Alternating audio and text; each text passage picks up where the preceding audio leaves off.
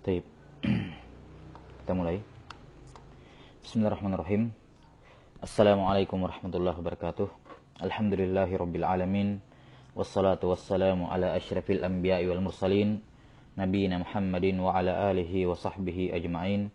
Asyhadu an la ilaha illallah wahdahu la syarikalah wa asyhadu anna Muhammadan abduhu wa rasuluhu, amma ba'd. Allahumma la sahla illa ma ja'altahu sahla wa anta taj'alul hazna sahlan idza syi'ta. Allahumma faqihna fi dinik warzuqna al-ikhlasa fil qawli wal amal waj'al ma naqumu bihi khalisan liwajhikal karim ya arhamar rahimin. Ini merupakan majelis yang ke-8 dari ta'liq terhadap kitab Husnul Dhanni Billah karya Imam Abu Bakar Abdullah ibn Ahmad ibn Abi Dunya rahimahullahu ta'ala. Terakhir kita sudah sampai di hadis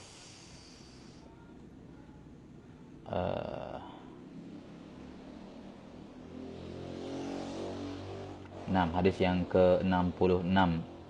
Hadis ke-66. Dalam sebagian nuskhah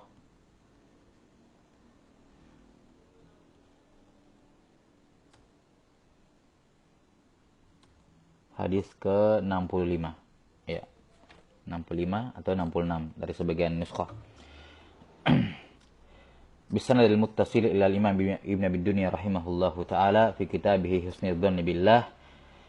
Qala haddatsana Abdullah annahu dzakara abi. Qala akhbarna Abu Muawiyah an Ismail ibn Abdul Malik ibn Abi Sufaira an Aun bin Abdullah radhiyallahu rahimahullahu taala annahu qala Abdullah. Yang dimaksud dengan Abdullah di sini adalah Abdullah bin Mas'ud radhiyallahu ta'alaan. Abdullah bin Mas'ud radhiyallahu ta'alaan. Karena Aun di sini adalah Aun ibn Abdullah bin Uthbah bin Mas'ud al-Hudhali rahimahullahu ta'ala, seorang tabi'in. Kata Abdullah bin Mas'ud radhiyallahu an, la yaghfirannallahu yaumal qiyamati maghfiratan lam takhtur ala qalbi bashar. Bahwa kelak pada hari kiamat Allah Subhanahu wa taala akan memberikan ampunan yang sangat besar, ya, saking besarnya ampunannya tidak pernah terbersit dalam hati seorang hamba. Ya. Kalau kita membayangkan dengan akal kita atau mereka-reka dengan akal kita betapa besarnya ampunan Allah Subhanahu wa taala pada hari kiamat, maka apa yang ada dalam pikiran kita tidak mendekati kebenarannya sama sekali. Ya. Pada hari kiamat Allah Subhanahu wa taala akan mengampuni hambanya dengan ampunan yang sangat besar sampai-sampai tidak pernah terbersit dalam pikiran seorang hamba bagaimana besarnya. Dan ini tentunya hal yang sangat wajar. Kalau sorga saja, sorga ini bukan sifat Allah, bukan dia makhluk. Ya, di mana sorga ini merupakan asar, buah dari sifat rahmat Allah Subhanahu wa taala. Nah, sorga saja dikabarkan oleh Rasulullah SAW, fiha ma la ainun ra'at wala udhunun sami'at wala khatara ala qalbi atau fi qalbi bashar. Bahwa di dalam sorga tersebut terdapat kenikmatan yang tidak pernah terlihat oleh mata, tidak pernah terdengar oleh telinga, dan tidak pernah terbersit dalam hati manusia betapa besarnya kenikmatan tersebut. Nah, kalau kenikmatannya sorga saja tidak bisa terbersit dalam pikiran manusia, tidak bisa digambarkan bagaimana keindahan sorga tersebut di dalam pikiran manusia, maka apatah lagi sifat rahmatnya Allah, sifat maghfirahnya Allah yang merupakan sifatnya Allah. Sorga saja yang merupakan makhluk, dia bukan merupakan sifat Allah, melainkan asar, buah dari sifat rahmat Allah. Sudah demikian hebatnya itu surga, tidak bisa terbersit dalam pikiran kita betapa luasnya rahmat Allah di dalam surga. Maka bagaimana lagi dengan sifat rahmat Allah itu sendiri, sifat maghfirah Allah Subhanahu wa taala itu sendiri, ya, betul-betul Allah taala akan mengampuni pada hari kiamat dengan ampunan yang tidak pernah terbersit dalam hati makhluk manapun akan besarnya. Ya. Kemudian bihi qala haddatsana Abdullah annahu qala dzakara abi qala akhbarna Ismail ibnu Ibrahim qala akhbarna Ibnu Aun annahu qala. Ibnu Aun masih Ibnu Aun di atas tadi. Ya. 6. Ibnu Aun Tidak disebutkan siapa namanya. Tadi Aun ibn Abdillah. Kata Ibnu Aun, annahu qal, ma ra'aitu ahadan, dan ini beliau murid dari Ibnu Sirin, murid dari Muhammad bin Sirin rahimahullahu taala. Muhammad bin Sirin ya seorang tabi'i, ya merupakan murid dari Abu Hurairah yang banyak meriwayatkan dari Abu Hurairah radhiyallahu taala an. Ya. Kata muridnya Ibnu Aun, ma ra'aitu ahadan kana a'dhama raja'an lil muwahhidin min Muhammad bin Sirin. Saya belum pernah melihat seorang guru, seorang ulama yang lebih besar rojaknya terhadap orang-orang yang bertauhid dibandingkan Muhammad bin Sirin. Yani beliau seorang ulama, ya, ahli hadis, faqih. Namun sikap beliau atau harapan beliau kepada al-muwahhidin, yang dimaksud dengan al-muwahhidin di sini tentunya ya bukan al-muwahhidin yang ahli tauhid yang sempurna, tapi ahli tauhid yakni dia orang muslim, tidak membatalkan tauhidnya dengan kesyirikan, tapi dia bergelimang dengan dosa-dosa besar. Dan kata Ibnu Aun, saya tidak pernah melihat orang yang lebih besar harapannya kepada orang-orang yang muwahhid seperti ini, walaupun dia melakukan dosa besar, tapi dia tetap menjaga tauhidnya, ya, agar Allah Ta'ala memberikan rahmat kepadanya, dibandingkan Muhammad bin Sirin. Beliau rahimahullahu ta'ala sebagai gambaran dari ucapan para ulama ketika menggambarkan tentang ahlus sunnah, bahwa ahlus sunnah itu a'lamun nasi bil khalqi, a'lamun nasi bil haqqi wa arhamun nasi lil khalqi. Bahwa ahlus sunnah itu adalah manusia yang paling mengetahui kebenaran, sekaligus mereka adalah manusia yang paling merahmati makhluk. Maka selayaknya seorang ahlus sunnah ketika bertambah keilmuannya, bertambah pengetahuannya terhadap agama Allah Subhanahu wa taala, dia semakin mengetahui kebenaran. Dan seiring dan berbanding lurus dengan pengetahuannya terhadap kebenaran, dia semakin merahmati, ya, mengharapkan orang-orang yang berdosa itu mendapatkan ampunan Allah Subhanahu wa taala. Ya, bukan sebaliknya. Semakin bertambah ilmunya, semakin bertambah kesombongannya, semakin meremehkan orang lain. Ilmunya digunakan hanya untuk memvonis orang lain, ya, hanya untuk menghukumi orang lain, hanya untuk menjatuhkan orang lain.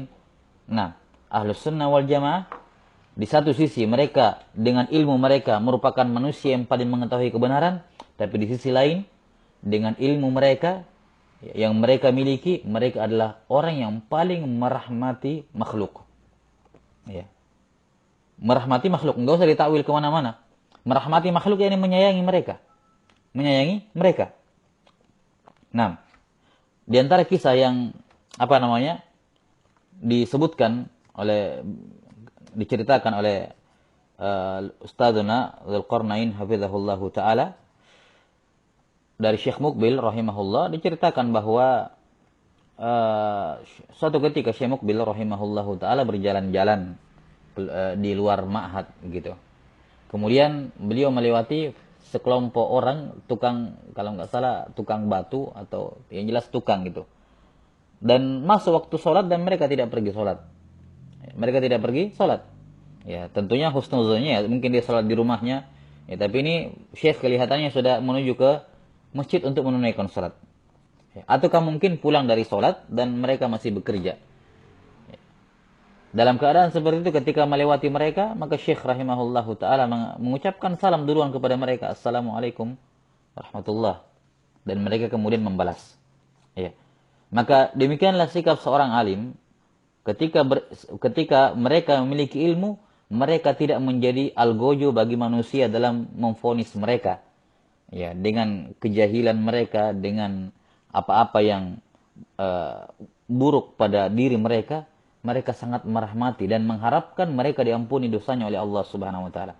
Selama mereka masih menjaga tauhid mereka kepada Allah taala, maka ketika mereka meninggal dalam keadaan berbuat dosa atau mereka melakukan kefasikan terang-terangan, itu tidak membuat seorang alim itu putus asa akan nasib awam kaum muslimin atau awam al-muwahhidin, orang-orang yang bertauhid, yang menjaga tauhidnya namun terjerumus dalam dosa-dosa besar.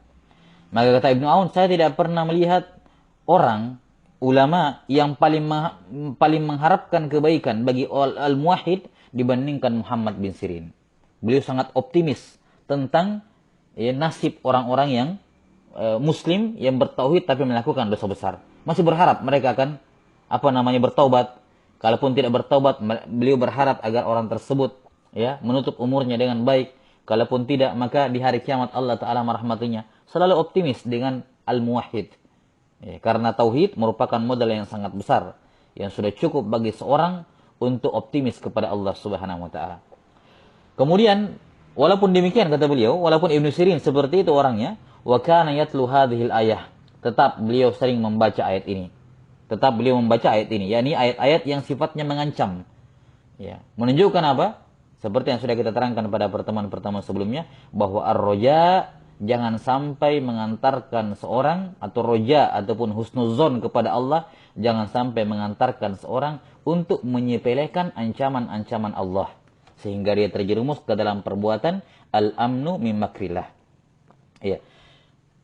Kata beliau Ibnu Sirin rahimahullah membaca ayat, innahum kanu idza qila lahum la ilaha illallah yastakbirun. Sesungguhnya mereka ketika disuruh mengucapkan la ilaha illallah, mereka bersombong. Wa yatlu, yakni kaum musyrikin ini. Kemudian Ibnu Sirin juga membaca, ma salakakum fi saqar, qalu lam naku minal musallin, wa lam naku nut'imul miskin, wa kunna nakhudhu ma'al khaidin, wa kunna nukadzibu biyaumiddin hatta atana al-yaqin. Apa yang menyebabkan kalian masuk dalam sakar? Mereka menjawab, kami dulu tidak termasuk golongan orang-orang yang mengerjakan salat. Kami tidak memberikan makan orang miskin. Kami melakukan kemaksiatan bersama dengan orang-orang yang larut melakukan kemaksiatan. Kami mendustakan adanya hari pembalasan sampai datang kematian kepada kami. Wa yatlu la yaslaha illal ashqa alladzi kadzdzaba wa tawalla. Tidak ada yang memasuki neraka kecuali orang-orang yang paling celaka, yang mendustakan hari kiamat, yang mendustakan kebenaran wa tawalla, dan berpaling. Yani bagaimanapun optimisnya seorang, jangan sampai optimisnya kepada Allah, husnuzonnya kepada Allah, rojaknya kepada Allah Subhanahu wa taala membuat dia menelantarkan dan melalaikan ancaman-ancaman Allah Subhanahu wa taala. Kemudian bihi qala haddatsana Abdullah annahu qala dzakara abi qala akhbarana Ismail ibn Ibrahim annahu dzakara Abu Makhzum annahu dzakara Umar ibn al-Walid annahu qala kharaja Umar ibn Abdul Aziz yaumal Jumu'ah. Umar ibn Abdul Aziz rahimahullahu taala, nama lengkap beliau Umar ibn Abdul Aziz ibni Marwan. Umar ibn Abdul Aziz ibni Marwan, kunyah beliau Abu Hafs. Umar bin Abdul Aziz bin Marwan ini keturunannya siapa? Marwan ibnul Hakam, Marwan ibnul Hakam. Yang mana Marwan ibnul Hakam ini adalah salah satu khalifah dari yang menggantikan kekuasaan keluarga dari Muawiyah bin Abi Sufyan radhiyallahu taalaan. Yang pada akhirnya awalnya beliau menjadi gubernur sampai kemudian beliau menjadi khalifah, Umar ibn Abdul Aziz rahimahullahu taala. Umar ibn Abdul Aziz rahimahullah kharaja, yakni beliau keluar yaumal Jumu'ah, keluar pada hari Jumu'ah. Huruf mim pada kata al-Jumu'ah itu musallasah. Musallasah artinya bisa 3 harokat, bisa dibaca al-Jumu'ah di dhammah mimnya, bisa di fathah al-Juma'ah, dan bisa disukun al-Jum'ah. Dan yang paling fasih adalah di dhammah. Dan ini yang tersebut dalam Al-Qur'an, idza nudiya lis-sholati mi yaumil jumu'ah, di dhammah mimnya. Umar ibn Abdul Aziz keluar pada hari Jumat, wa huwa nahilul jism, fa khataba kama kana yakhtub. Maka beliau rahimahullahu taala berkhutbah sebagaimana biasanya beliau berkhutbah. Dan Umar ibn Abdul Aziz rahimahullahu taala termasuk memiliki sunnah-sunnah yang diamalkan oleh kaum muslimin sampai sekarang dalam masalah khutbah Jumat. Sebelumnya di masa-masa raja-raja atau khalifah-khalifah sebelumnya, ya, khutbah Jumat itu terkhusus di khutbah yang kedua terkadang digunakan ya oleh para khalifah atau gubernur-gubernur khalifah tersebut untuk berbicara tentang keunggulan ataukah kebaikan khalifahnya, ya, agar masyarakat mencintainya dan seterusnya atau mendukung kekhalifahannya. Intinya disebutkan kadang kebijakan-kebijakan politiknya dan semacamnya di khutbah yang kedua. Sosialisasi kebijakan-kebijakan politik di khutbah yang kedua. Dan itu sejak dari zaman setelah Muawiyah bin Abi Sufyan radhiyallahu ta'alaan. Nah, dan itu berlangsung berganti khalifah dari siapa? Setelah Muawiyah bin Abi Sufyan, Yazid bin Muawiyah, setelah itu Muawiyah bin Yazid bin Muawiyah, setelah itu Marwan ibnul Hakam, setelah itu Abdul Malik bin Marwan, setelah itu Al-Hajjaj bin Yusuf. Demikian. Ya, sampai pada masa Umar ibn Abdul Aziz rahimahullahu taala, beliau menghilangkan kebiasaan itu di khutbah. Ya, disebutkan oleh para ulama, beliau rahimahullah adalah orang pertama yang membaca di khutbah yang kedua, innallaha ya'muru bil adli wal ihsan wa ita'i dzil qurba wa yanha 'anil fahsya'i wal munkari wal baghi, ya, ya'idzukum la'allakum tadhakkarun. 6 ayat Al-Qur'an. Beliau disebutkan yang pertama kali mensunnahkan ucapan tersebut di khutbah yang kedua, dan sejak saat itu para khatib membaca ayat ini dalam khutbah kedua mereka. Ya. Umar ibn Abdul Aziz rahimahullah ketika keluar, beliau berkhutbah pada hari Jumat, maksudnya sebagaimana beliau berkhutbah biasanya. Summa qala, di antara khutbah atau materi yang beliau sampaikan ketika berkhutbah, di antara poin yang beliau sampaikan, kata beliau, ayyuhan nas, man ahsana minkum falyahmadillah. Wahai sekalian manusia, siapa di antara kalian yang berbuat ihsan, berbuat baik, hendaknya dia memuji Allah. Wa man asaa falyastaghfirillah. Siapa yang berbuat jelek, yakni melakukan dosa, ya falyastaghfirillah, minta ampun kepada Allah. Summa in ada falyastaghfirillah. Kemudian kalau dia mengulangi dosa yang sama itu, mengulangi lagi dosanya, ya dia minta ampun saja lagi. Karena Allah Subhanahu wa taala Maha Pengampun. Dan bukan syarat diterimanya taubat adalah tidak mengulangi kesalahan. Sebagaimana disebutkan oleh Imam Nawawi rahimahullahu taala dalam Riyadhus Shalihin dalam bab taubah, bahwa para ulama sepakat bukan syarat diterimanya taubat seorang tidak mengulangi dosanya. Ya. Kadang dia akan mengulangi dosa, apalagi kalau dosa tersebut dia lakukan bertahun-tahun kemudian dia bertaubat, ya. Kadang ya bukan tidak mesti juga dimaklumi, tapi kadang ya dia sulit untuk menghilangkan dosa tersebut dalam 1-2 pertemuan misalnya, 1-2 pekan. Ya. Tapi ala kulli hal, kata Umar ibn Abdul Aziz rahimahullah, kalau dia mengulangi dosanya ya minta ampun lagi. Kalau dia mengulangi dosanya dia minta ampun lagi. Ya. Dan para ulama menyebutkan ketika seorang mengulangi dosa yang dia sudah bertaubat darinya, apakah menunjukkan taubatnya yang pertama tidak diterima oleh Allah Subhanahu wa taala karena dia mengulangi kesalahannya? Masalan, seorang main judi, kemudian dia bertobat kepada Allah. Setelah itu dia main judi lagi. Nah, apakah taubat yang pertama tadi itu diampuni, diterima oleh Allah Subhanahu wa taala? Ya, jawabannya kata para ulama, kalau memang di taubat yang pertama tersebut dia ikhlas memenuhi syarat-syarat taubat, maka Allah Subhanahu wa taala menerima taubatnya. Ya, urusan dia mengulangi dosa tersebut, ya tinggal bertobat lagi dengan taubat yang nasuha yang sama seperti yang pertama. Karena Allah Subhanahu wa taala tidak akan bosan menerima taubat manusia sampai mereka yang bosan dan berhenti bertaubat. Ya, innallaha yaqbalu taubatal abdi ma lam yughargir. Kata Rasulullah SAW dalam riwayat At-Tirmidzi, Allah Subhanahu wa taala senantiasa menerima taubat seorang hamba selama nyawanya belum sampai di tenggorokannya. Iya. Fa innahu la budda li aqwamin an ya'malu a'malan wada'aha Allahu fi riqabihim wa katabaha 'alaihim. Karena la budda, mesti suatu keniscayaan bagi kaum, yakni bagi manusia, untuk mengamalkan suatu amalan, yakni dosa-dosa yang Allah Subhanahu wa taala letakkan dosa itu di punduk di riqabihim, di riqab ya, leher bagian belakang. Ya. Wa katabaha alaihim, dan dituliskan catatan dosa bagi mereka.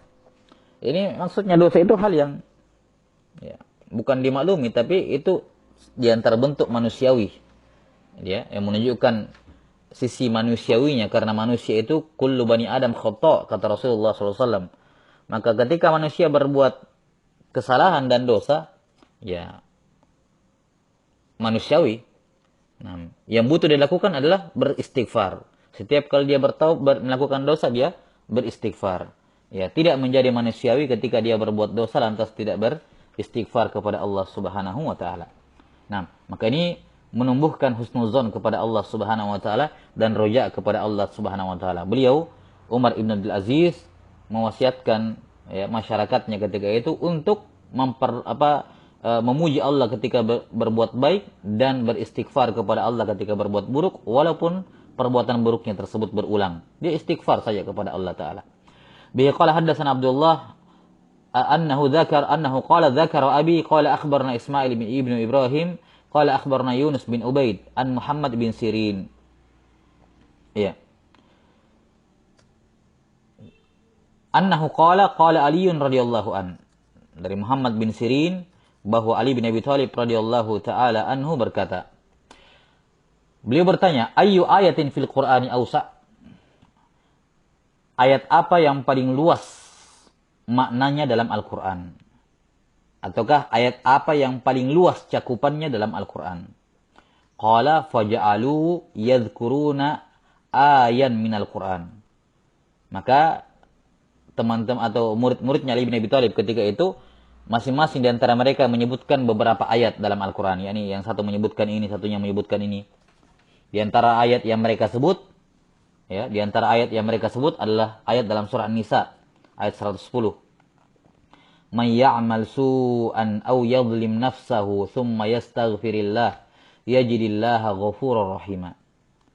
Siapa yang melakukan amalan buruk atau menzalimi dirinya sendiri, kemudian dia istighfar kepada Allah, niscaya dia mendapati Allah Maha mengampuni dan Maha merahmati. Ya. Wa nahmiya, atau ayat-ayat yang semisal dengannya. Ya, lihat ya, ini jawaban dari murid-murid Ali bin Abi Thalib radhiyallahu an. Dan tidak diragukan, ayat ini termasuk ayat yang paling yang memberikan roja dan husnuzon kepada Allah Subhanahu wa taala, karena Allah menjamin siapa saja yang mengamalkan amalan buruk atau menzolimi dirinya sendiri, summa yastaghfirillah, kemudian dia minta ampun kepada Allah Subhanahu wa taala, ya, yajidillah ghafurur rahim, pasti dia akan mendapati Allah Subhanahu wa taala Maha Pengampun lagi Maha merahmati. Namun Ali bin Abi Thalib radhiyallahu an punya pandangan lain. Faqala Ali radhiyallahu an, "Ma fil Qur'ani ayatun awsa' min." Kata Ali bin Abi Thalib, tidak ada dalam Al-Qur'an ayatun awsa'u min, ayat yang lebih luas dibandingkan ayat ini. Ini sudah berlalu dalam surah Az-Zumar ayat 53. Qul ya ibadiyalladzina asrafu ala anfusihim la taqnatu min rahmatillah. Innallaha yaghfiru dzunuba jami'a innahu huwal ghafurur rahim. Katakanlah wahai Muhammad kepada mereka, sampaikan firmanku, wahai hamba-hambaku yang melampaui batas atas diri mereka sendiri, janganlah kalian merasa atau berputus asa dari rahmat Allah. Sungguh Allah mengampuni semua dosa. Innahu huwal ghafurur rahim. Sungguh Allah Ta'ala Maha Pengampun lagi Maha merahmati. Iya. Di sini dikatakan innallaha yaghfiru. Sungguh Allah Ta'ala yaghfiru, mengampuni, dengan lafaz fi'il dalam bentuk fi'il mudhari yang menunjukkan istimrar, yakni terus mengampuni. Ya, terus mengampuni. Kemudian az-dzunub ini asalnya sudah berbentuk isim jamak, ditambahkan dengan alif lam di awalnya. Alif lam listighraqil jinsi, sehingga mencakup semua dosa, termasuk kesyirikan, termasuk kekafiran. Selama kamu belum meninggal, ya, masih ada waktu untuk bertobat, dan kamu meninggal sebelum kamu bertobat, maka kesyirikan dan kekafiran sekalipun akan diampuni oleh Allah. Az-dzunub semuanya. Kemudian ditakkid lagi dengan kata jami'a. Ya, semuanya. Jadi kata al-dzunub saya sudah menunjukkan semuanya. Maka dipertegas lagi jami'an untuk menunjukkan keluasan cakupan dosa yang diampuni oleh Allah Subhanahu wa taala. yakni semua dosa tanpa ada pengecualian. Ya, tanpa ada pengecualian. Tidak ada dosa yang tidak diampuni oleh Allah Subhanahu wa taala selama seorang bertaubat dalam keadaan dia masih hidup. Ya, maka lihat wajar kalau Ali bin Abi Thalib radhiyallahu anhu mengatakan ini ayat yang paling luas cakupannya. Kenapa? Mencakup semua jenis dzunub tanpa pengecualian. Kapan kamu bertobat kepada Allah Ta'ala, maka Allah Ta'ala akan mengampuninya.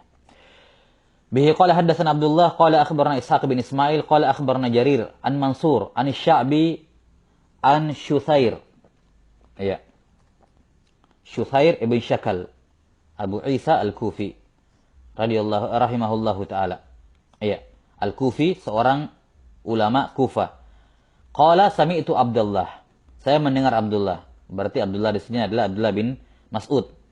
Ya, karena kaidahnya sudah berlalu bahwa kalau orang Kufah meriwayatkan dari Abdullah, maka Abdullah adalah Abdullah bin Mas'ud.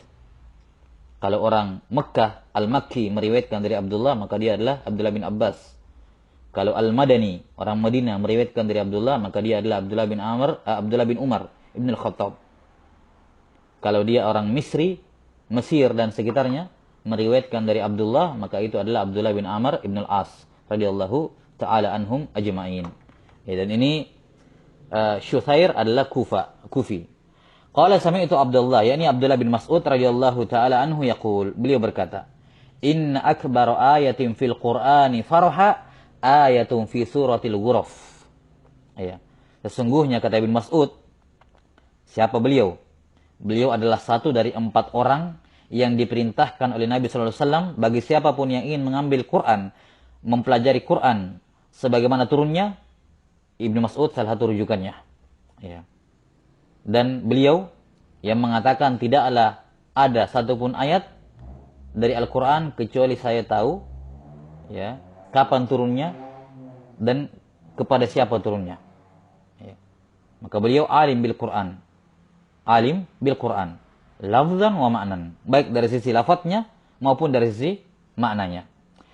Kata Ibnu Mas'ud radhiyallahu an sebagai orang yang ya, pakar terhadap tafsirul Quran, ya, kata beliau ayat yang paling besar, ayat dalam Quran yang paling membahagiakan, farahan, yang paling menggembirakan bagi seorang muslim adalah sebuah ayat yang terdapat dalam surah Al-Ghuraf.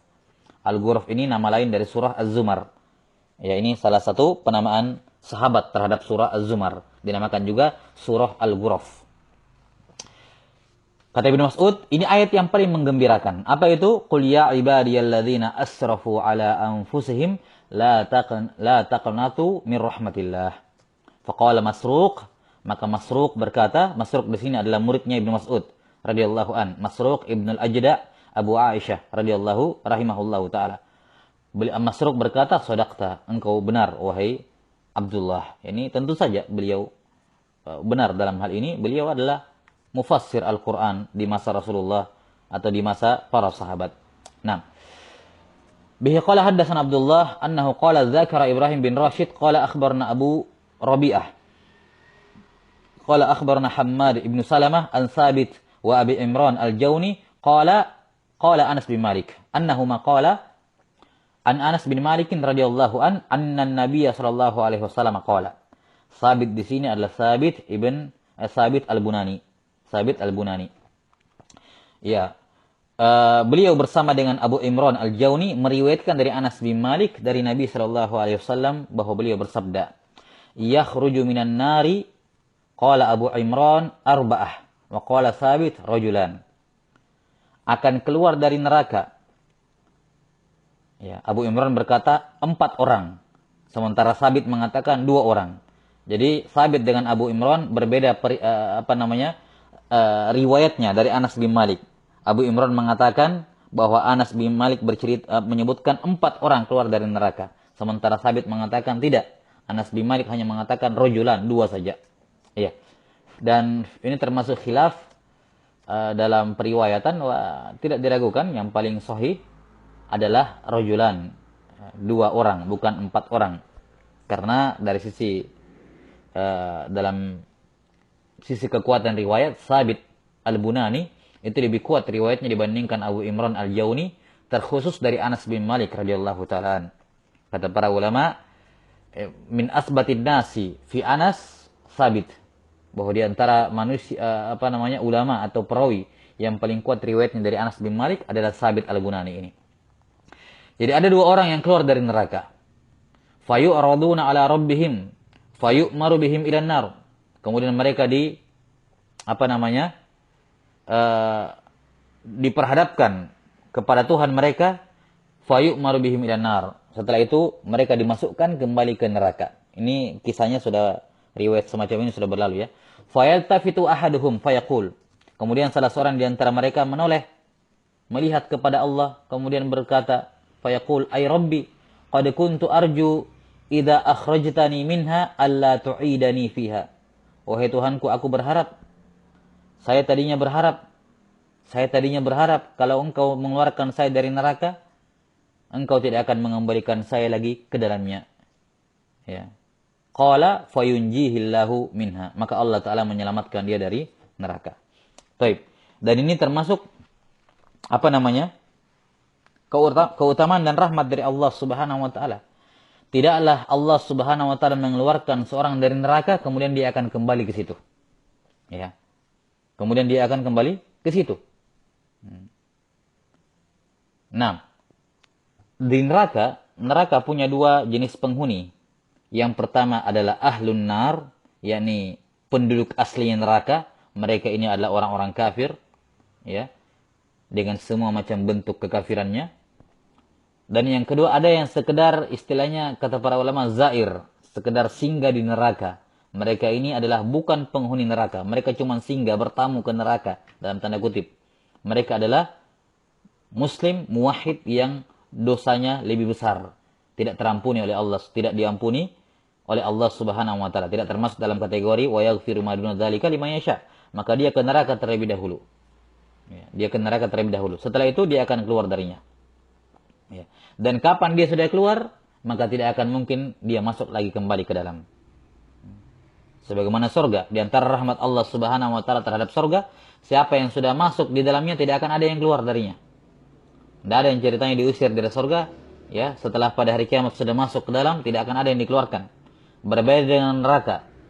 Neraka ada yang masuk namun akan keluar. Siapa itu? Mereka adalah orang yang bukan menjadi penghuni asli neraka, bukan ahlun nar. Nah, maka ini dari rahmat Allah Subhanahu wa taala, orang yang sudah dikeluarkan dari neraka, orang yang sudah keluar dari neraka tidak akan kembali masuk ke dalamnya. Iya. Dan kisah yang seperti ini sudah berlalu ya, kita jelaskan. Bihi qala haddatsana Abdullah annahu dzakara Ibrahim ibn Rashid annahu dzakara Abu Rabi'ah. Haddatsana Abdullah qala dzakara Ibrahim ibn Rashid qala dzakara Abu Rabi'ah wa Hajjaj al-Anmati annahuma qala Hammad ibn Sabit qala Hammad an Sabit. Hammad yani Hammad bin Salamah an Sabit an Syahr bin Haushab rahimahullahu ta'ala, tabi'in masyhur Syahr bin Haushab, namun dhaif dari sisi riwayat. An Asma binti Yazid, an Asma binti Yazid radhiyallahu ta'ala anha. Asma binti Yazid ibn al-Khattab. Asma binti Zaid ya. Yang benarnya Zaid bukan Yazid. Asma binti Zaid ibn al-Khattab. Berarti beliau putri dari Zaid ibn al-Khattab, saudaranya Umar ibn al-Khattab. Berarti ini keponakannya Umar ibn al-Khattab. Annaha sami'atin Nabiy sallallahu alaihi wasallam yaqra'u hadhil ayah. Bahwa Asma bintu Zaid mendengar Nabi sallallahu alaihi wasallam membaca ayat ini. Ya ibadiyalladzina asrafu ala anfusihim la taqnatu min rahmatillah innallaha yaghfiru dzunuba jami'a innahu huwal ghafurur rahim. Baik, mana yang sudah berlalu. Bihi qala haddatsana Abdullah qala akhbarana Hashim ibn al-Qasim ibn Syaibah al-Harrani al-Qurashi qala haddatsana Utsman ibn Abdurrahman an Umar bin Syakir an Anas radhiyallahu taala anhu annahu qala qala Rasulullah sallallahu alaihi wasallam la yakhrujul mu'minu min imanihi la yukhriju, ya, dengan bentuk mutaaddi. La yukhrijul mu'mina maf'ul. La yukhrijul mu'mina min imanihi dzambun. Ini fa'ilnya. Kama la yukhriju al-kafira min kufrihi ihsanun. Ya. Kata Rasulullah sallallahu alaihi wasallam, la yukhrijul mu'mina min imanihi dzambun. Tidak ada dosa yang bisa mengeluarkan seorang mukmin dari imannya.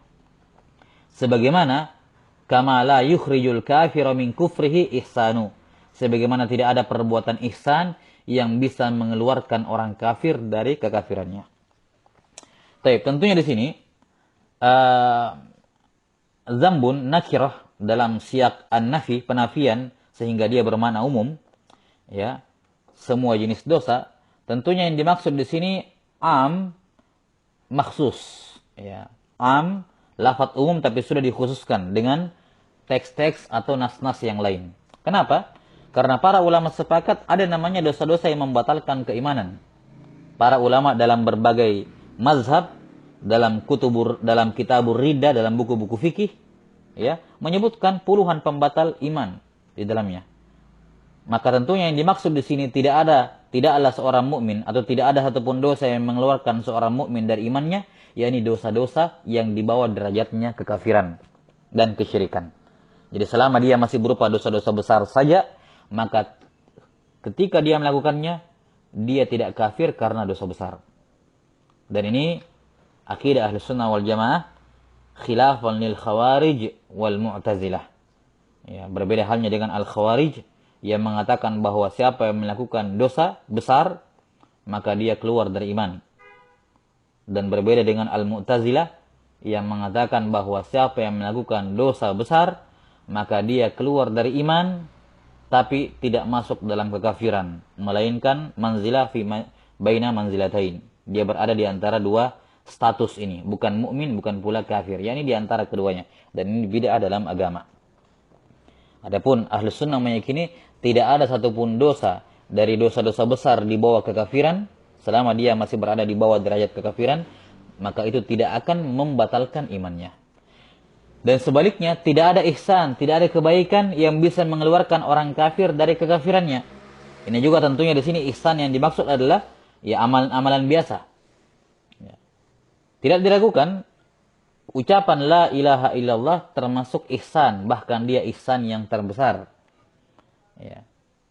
Namun bukan itu yang diinginkan di sini. Ihsan yang dimaksud di sini adalah perbuatan-perbuatan baik secara umum. Ya. Perbuatan-perbuatan baik secara umum. Wa illa seorang kafir bisa keluar dari kekafirannya dengan ihsan berupa ucapan la ilaha illallah. Jadi keumuman dalam kedua kata ini, kata zanbun dengan kata ihsan, ini am maksus. Lafaz yang umum tapi sudah dikhususkan dengan dalil-dalil yang lain. Bihi qala haddatsana Abdullah, qala akhbarna Yahya bin Ismail, qala akhbarna Ibn Fudail, qala akhbarna Abu Sinan Dirar bin Murrah an Muharib ibn Disar an ibni Buraidah an abihi yani Abu Musa al-Asy'ari radhiyallahu ta'ala an. Ya, Abdullah bin Buraidah ibn Abdullah ibn Qais.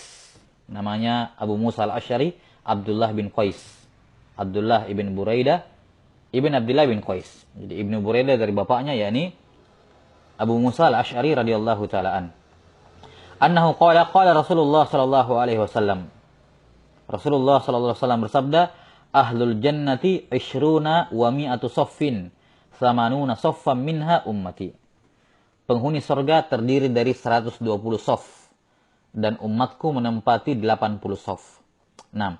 Ini hadits yang sahih diriwayatkan oleh Imam Ahmad rahimahullahu taala dalam musnadnya, ya, dengan sanad yang sahih bahwa penghuni surga itu terdiri dari 120 saf dan umat Islam menempati atau berisi 80 saf atau 80 saf diantaranya adalah umat Islam. Berarti berarti 2/3-nya. Ya, berarti 2/3-nya. Dan ini sejalan dengan riwayat yang lain yang sahih. Riwayat lain yang sahih. Seingat saya dari hadits Mu'adz bin Jabal radhiyallahu taala an, suatu ketika Nabi sallallahu alaihi wasallam keluar kemudian mendapati para sahabat sedang duduk-duduk. Ya, maka beliau sallallahu alaihi wasallam bersabda, "Ma ajlasakum?" Apa yang membuat kalian duduk-duduk di sini? Ya, katanya Para sahabat mengatakan, jalasna nadhkurullah.